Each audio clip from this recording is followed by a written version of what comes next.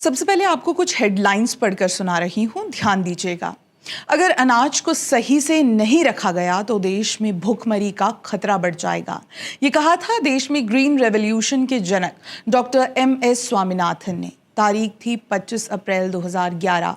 दूसरी हेडलाइन देखिए, अनाज को सड़ने के लिए छोड़ने से बेहतर है कि उसे गरीबों में मुफ्त बांट दिया जाए। ये सख्त टिप्पणी थी सुप्रीम कोर्ट की। फैसले की तारीख थी 10 अगस्त 2010।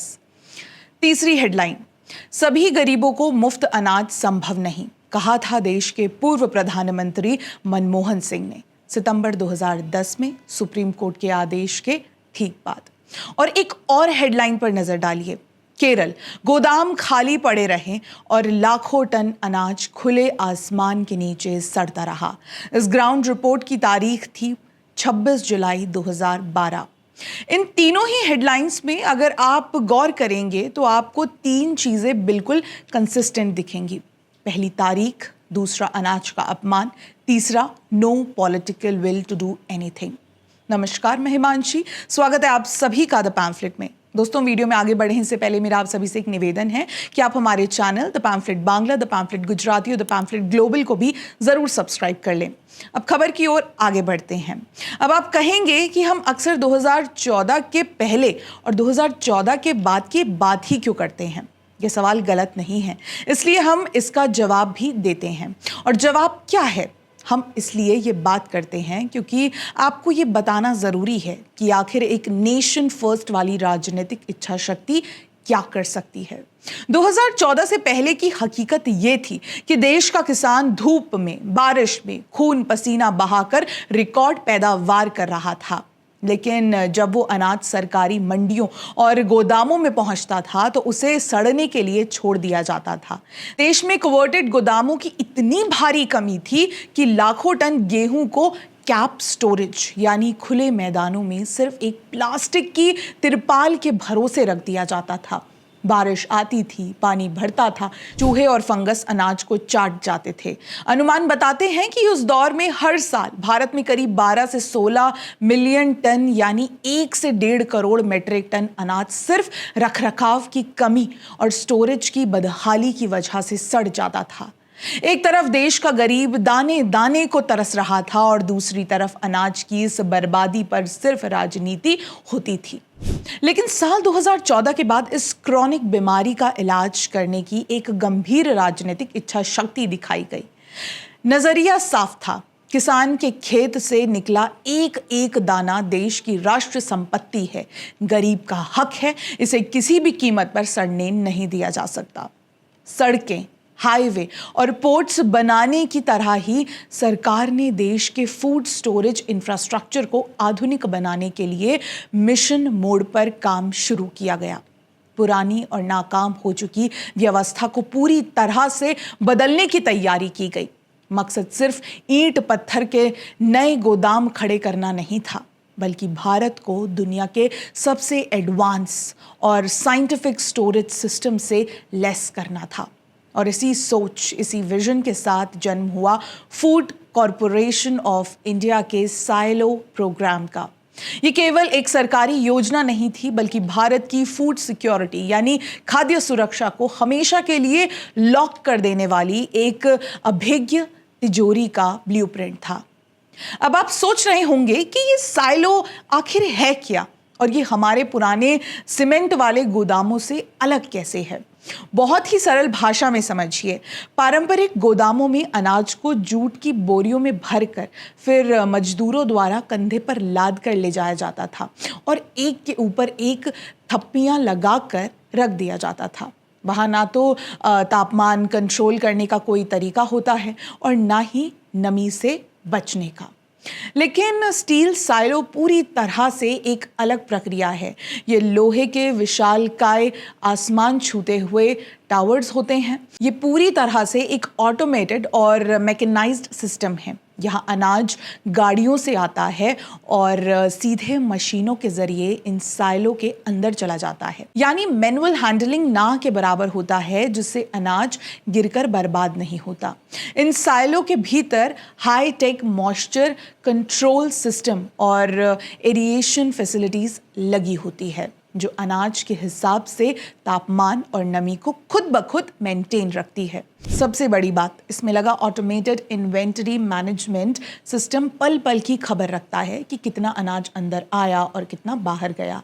इस वैज्ञानिक तरीके की वजह से अनाज सालों साल तक वैसा ही फ्रेश रहता है जैसा वो खेत से निकलते वक्त था। इस विजन को बड़े स्केल पर लागू करने के लिए साल 2021 में सरकार एक मेगा स्टोरेज मास्टर प्लान लेकर आई। इसके तहत देश में हब एंड स्पोक मॉडल को अपनाने की नीति बनाई गई। इसे आसान भाषा में ऐसे समझिए कि एक मुख्य बड़ा केंद्र होगा जिसके पास अपनी बड़ी स्टोरेज कैपेसिटी और सीधा रेलवे साइडिंग कनेक्शन होगा और उससे जुड़े छोटे छोटे सब सेंटर होंगे। इस मॉडल का सबसे बड़ा फायदा ये है कि देश के किसी भी कोने से अनाज को बेहद तेजी से और बिना किसी लॉजिस्टिक वेस्टेज के ट्रांसपोर्ट किया जा सकता है। इससे पब्लिक डिस्ट्रीब्यूशन सिस्टम PDS यानी राशन की दुकानों तक अनाज पहुंचने की रफ्तार कई गुना बढ़ जाती है। इस पूरे प्रोग्राम को देश भर में 249 लोकेशंस पर डेवलप किया जा रहा है। जब ये पूरी तरह तैयार हो जाएगा तो इसकी कुल स्टोरेज क्षमता 108 लाख मेट्रिक टन से भी ज़्यादा होगी। इतने बड़े स्पेशलाइज्ड इंफ्रास्ट्रक्चर के लिए सरकार ने public private partnership PPP model को चुना है, यानी नीतियां और निगरानी सरकार की और तकनीक व निर्माण में प्राइवेट सेक्टर की हिस्सेदारी। साल 2021 से लेकर अब तक ओपन कॉम्पिटिटिव बिडिंग के जरिए लगभग 600 लाख मेट्रिक टन क्षमता के प्रोजेक्ट्स प्राइवेट कंपनियों को सौंपे जा चुके हैं। अगर आप पूरी कैपेसिटी का बंटवारा देखें तो सबसे बड़े प्लेयर यानी अडानी एग्री लॉजिस्टिक्स के पास कुल आवंटित कैपेसिटी का 28.25 लाख मेट्रिक टन है, जो कि कुल क्षमता के आधे से भी कम है। वहीं लीप इंडिया के पास 18.25 लाख मेट्रिक टन है। ये एलोकेशन पैटर्न साफ दिखाता है कि यहाँ कोई मोनोपोली नहीं थी, बल्कि पूरी प्रक्रिया पूरी तरह से प्राइस बेस्ड कॉम्पिटिटिव बिडिंग पर आधारित थी। इस पूरी नीति और हाईटेक इंफ्रास्ट्रक्चर का असली इम्तिहान तब हुआ जब साल 2020 से 2021 में पूरी दुनिया पर कोरोना महामारी का संकट टूटा। देश में अचानक लॉकडाउन लग गया, लेकिन ऐसी ऐतिहासिक आपदा के दौर में भी भारत के 80 करोड़ नागरिकों को महीनों तक मुफ्त और सुरक्षित राशन मिलता रहा। दुनिया हैरान थी कि भारत इतने बड़े पैमाने पर खाना कैसे बांट रहा है, लेकिन इसके पीछे का असली हीरो यही मजबूत होता हुआ स्टोरेज सिस्टम और सरकार की दूरदर्शी नीतियां थी। लॉकडाउन के उस दौर में भी देश के कोने कोने तक बिना किसी बर्बादी के अनाज हर गरीब के घर तक पहुंचा है। इस साइलो प्रोग्राम की सबसे बड़ी सफलता इसके ऑपरेशन परफॉर्मेंस से साबित होती है। सरकारी आंकड़े गवाह हैं कि भारत के जो पारंपरिक और पुराने गोदाम हैं, वहां भी सुधार के कारण अनाज की बर्बादी साल दर साल कम हुई है।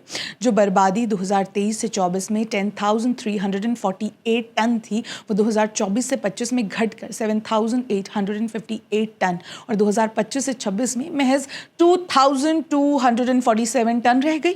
लेकिन असली कमाल इन नए स्टील साइलोस का है। डेटा साफ कहता है कि जब से इन आधुनिक साइलोस की शुरुआत हुई है, तब से लेकर आज तक इनमें रखे गए अनाज की बर्बादी का आंकड़ा बिल्कुल जीरो रहा है, यानी एक दाना भी खराब नहीं हुआ। तो शुरुआत में मैंने जिन 3 चीजों की बात कही थी, तारीखें, अनाज का अपमान और राजनीतिक इच्छा शक्ति की कमी, आज वो तीनों चीजें बदल चुकी हैं। अब खबरें अनाज सड़ने की नहीं, बल्कि अनाज को सुरक्षित तिजोरियों में रखने की आती है। अनाज का अपमान अब बंद हो चुका है, क्योंकि किसान के पसीने की कीमत को तकनीक का संरक्षण मिल गया है। अब नो पॉलिटिकल विल का वो पुराना दौर पीछे छूट चुका है। आज की नीति और नीयत में देश के गरीबों को सुरक्षित रखने की एक राष्ट्रवादी और मजबूत इच्छा शक्ति साफ दिखाई देती है। जब वैश्विक स्तर पर क्लाइमेट चेंज और सप्लाई चेंज की अनिश्चितताएं बढ़ रही हैं, तब भारत का ये साइलो प्रोग्राम देश को आत्मनिर्भर बना रहा है। अब भारत का अनाज गोदामों में सड़कर नालियों में नहीं बहता, बल्कि देश के 80 करोड़ नागरिकों का पेट और उनका स्वाभिमान भरता है।